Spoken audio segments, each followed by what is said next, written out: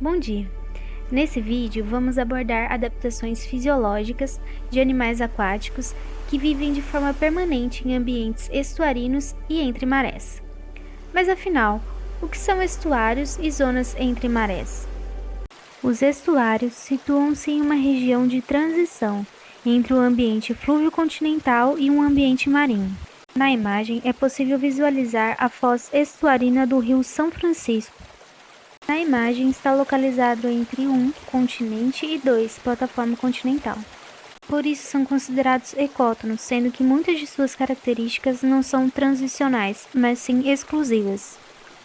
Quando a maré está baixa, a região fica exposta ao meio atmosférico, e quando a maré é alta, a região fica submersa pela água.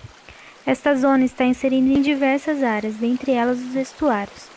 A principal característica biológica é a presença de uma diversa e adaptada biota. Já a zona entre marés, outro ambiente que oscila muito quanto à sua temperatura, salinidade e oxigênio, refere-se à área de transição entre os ambientes aquático, terrestre e atmosférico. Estes ambientes apresentam gradientes de salinidade entre a água doce dos rios e a água salgada dos mares, induzindo assim um conjunto de respostas fisiomorfológicas associadas à evolução nesse habitat. Além disso, apresentam grande instabilidade por seus fatores ambientais, como a matéria orgânica e os nutrientes transportados pelos rios, e que favorecem o desenvolvimento de organismos fotossintetizantes, assim como o transporte e o acúmulo de sedimentos finos, que promovem a formação de áreas rasas, e fundos lamosos ricos em matéria orgânica, sendo um local de refúgio para peixes pequenos e estados juvenis de espécies de grande porte. Como esses dois ambientes apresentam diversas variações em suas condições, eles acabam por limitar a biodiversidade e condicionam os organismos presentes a serem capazes de tolerar essas variações.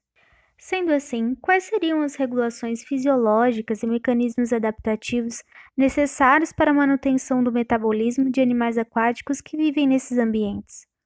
Um exemplo de adaptação seria uma taxa de eclosão de ovos otimizada em salinidades elevadas, uma vez que ocorrem mudanças abruptas de salinidade que podem prejudicar a habilidade de produzir ovos férteis e até mesmo resultar na morte deles. Referente à menor disponibilidade de oxigênio diante a um grau maior de salinidade, há a expansão da área branquial. Isso resulta em um melhor aproveitamento do pouco oxigênio disponível. Outra adaptação possível é a alta resistência a infecções parasitárias, por exemplo, sem causar debilidade fisiológica nesses animais, uma vez que a prevalência de parasitos nesses ambientes é elevada.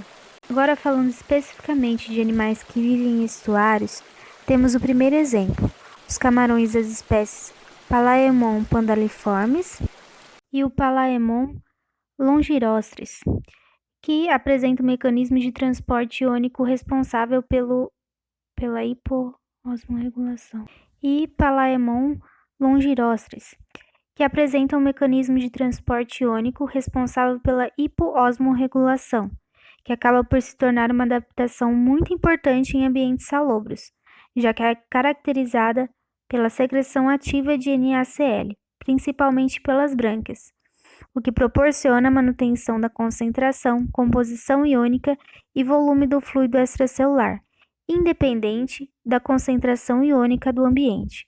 Processo este denominado regulação ansiosmótica extracelular. Sendo assim, pressupõe-se a participação da NKA, bomba de sódio e potássio, e a TPase, proteína de ação enzimática localizada na membrana das células do septo intralamelar, e do cotransportador de sódio e potássio NKCC. Como pode ser observado na imagem, o cotransportador NKCC funciona exportando 3 íons de Na+, em direção à hemolinfa, em troca da importação de 2 íons K+, que são reciclados para o meio extracelular, via canais basais de potássio.